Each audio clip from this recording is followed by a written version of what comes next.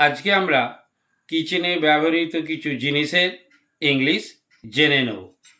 যেমন এটা ঝাঁঝরি হাতা, এটাকে বলা হয় পারফোরেটেড স্পুন।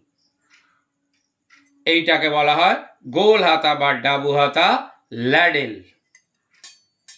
এটা আমরা অনেকেই জানি ফোর্ক।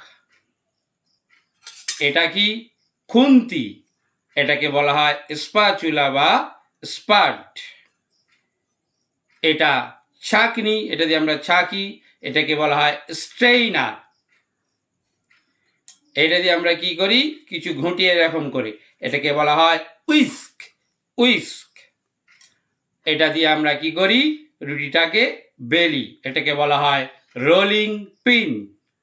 আর এইটা যে এটার উপরে যেটা আমরা রুটিটা বেলি, এটাকে বলা হয় পেস্ট্রি বোর্ড।